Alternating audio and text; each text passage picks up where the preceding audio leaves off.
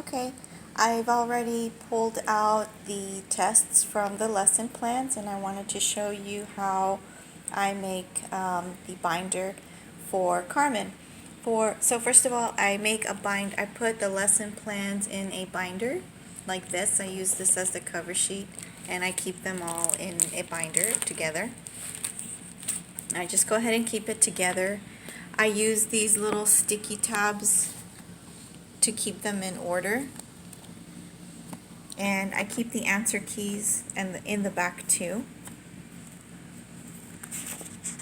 Now I keep it all together now. I still keep it all together because it works better for me that way. I keep them all in the order that they sent them to me. I used to pull them out and make folders for every subject and make them for each of my daughters, but when you think of having 3 different daughters in 3 different grade levels and making a folder for each subject, I would get confused and I would lose folders, and so I just went back to keeping them all in one binder and using this as a reference, and I refer to it whenever I need it. So I just keep it all together and I refer to it whenever I need something. So I pull out all the tests and I make another binder. So here is a smaller one. This is a 1.5 inch binder, and I keep this as a tracker so that I know that they've finished each of the quarters. I keep that in the front just for myself to keep track. They could provide you with this one. And then I have all of the quarter tests in this binder. All of them here, and again I also use the tabs, those sticky tabs, and I break them up, and so they're all in here. And I know that if at the end of the year they've completed all of this, that if they are able to complete all of this, then they have mastered 7th grade or 8th grade or whatever year that they are enrolled in. So it worked out better for me to do this. So they're all in here, all of the quarter tests in the order that they gave them to me.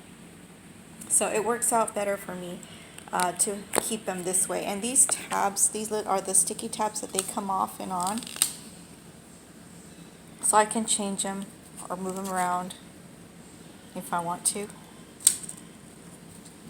And these, note, I don't put the math is a separate one, a separate binder. It's the skinnier, I think this is like an inch binder, a 1/2 inch binder, because the math just takes up more space.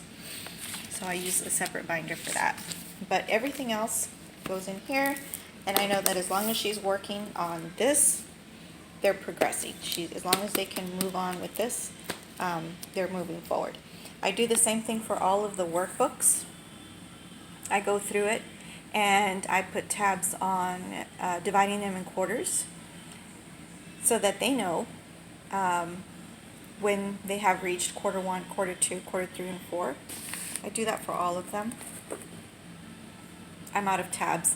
These tabs are the wider ones, so I cut them in half to make 2, because to me they're kind of pricey. But anyway, you can see that I put tabs on the books, on the workbooks, so that they're divided into quarters. And these are books that I saved. I didn't buy these this year. I had them from the years before. These are the books that she's going to be reading for the reading part. Oh, these are the tabs that I buy. These are the wider ones, and then I just cut them in half and make 2. So those are the ones I've used. And I use a calendar, the school calendar, because I do try to use the school calendar and then a personal calendar. And that's how I plan for her year.